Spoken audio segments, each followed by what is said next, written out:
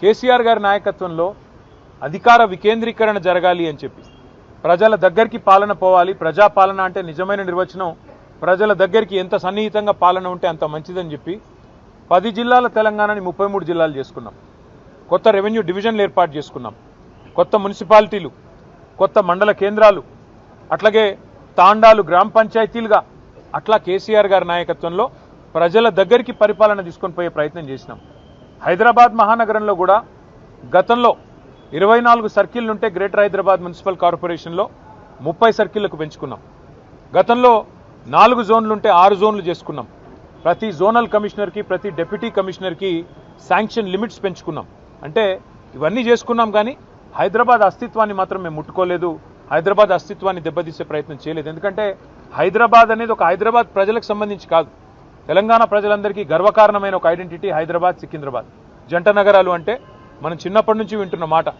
అట్లాంటిది ఇవాళ ఈ తుగ్లక్ ముఖ్యమంత్రి ఆయన తీసుకున్న ఒక నిర్ణయం వల్ల సికింద్రాబాద్కు ఒక ఐడెంటిటీ అనేది లేకుండా, ఒక అస్తిత్వం అనేది లేకుండా సికింద్రాబాద్ని శాశ్వతంగా చరిత్ర పుటలకి మరి పరిమితం చేసే విధంగా ఈ ముఖ్యమంత్రి, ఈ ప్రభుత్వం తీసుకున్న ఒక నిర్ణయాన్ని వ్యతిరేకిస్తూ ఒక రాజకీయ పార్టీ కాదు, సికింద్రాబాద్లోని అన్ని వర్గాల ప్రజలు ఒకటై, దానిలో అక్కడ ఉన్న ప్రజాప్రతినిధులంతా మా వాళ్ళు.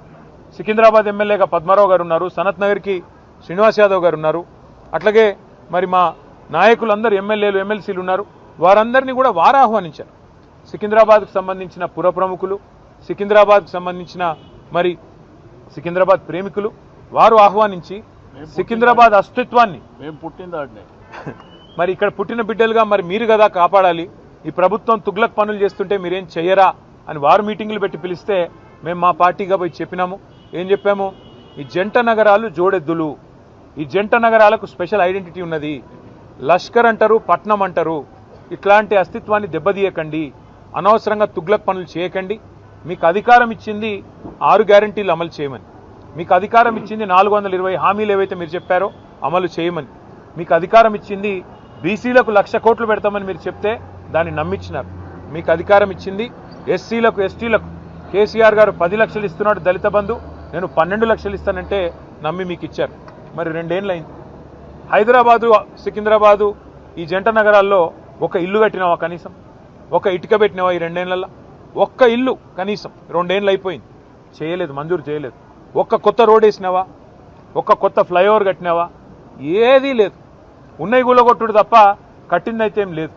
ఆ కూలగొట్టే క్రమంలో విధ్వంసం మాత్రమే తెలిసిన ఈ ముఖ్యమంత్రి ఇవాళ సికింద్రాబాద్ అనే పదాన్నే లేకుండా విధ్వంసం చేసే ఆలోచన చేస్తుంటే దాన్ని ప్రతిఘటిస్తూ ఇవాళ సికింద్రాబాద్ పెద్దలందరూ కలిసి ఒక శాంతి ర్యాలీ అని పెట్టుకున్నారు. దానికి మమ్మల్ని అందరినీ ఆహ్వానిస్తే ఇవాళ ఉదయం అందరం తెలంగాణ భవన్లో సమావేశం అవుదాం. ఇక్కడ సమావేశమై మన గౌరవ ప్రజాప్రతినిధులందరం కూడా కలిసికట్టుగా పోదాం, సంఘీభావం చెప్దామని చెప్పి మేమందరం ఇక్కడ చేరుకున్న తర్వాత మాకు తెలిసింది శ్రీనివాస్ యాదవ్ గారిని హౌస్ అరెస్ట్ చేసే ప్రయత్నం చేస్తున్నారు, పద్మారావు గారిని హౌస్ అరెస్ట్ చేసినారు, మిగతా మన కార్పొరేటర్లని, మిగతా మా నాయకులని దాదాపు 8,000 మంది మా సోదరులని, సోదరిమణులని ఎక్కడి వాళ్ళని అక్కడ అరెస్టులు చేస్తూ ఉన్నారని చెప్పి ఇక్కడికి వచ్చిన తర్వాత తెలిసింది. అందుకే నేను ఈ తుగ్లక్ ముఖ్యమంత్రి గారికి చెప్పేది ఒకటే, మీ అధికారం అపరిమితమని మీరు అనుకుంటున్నారు.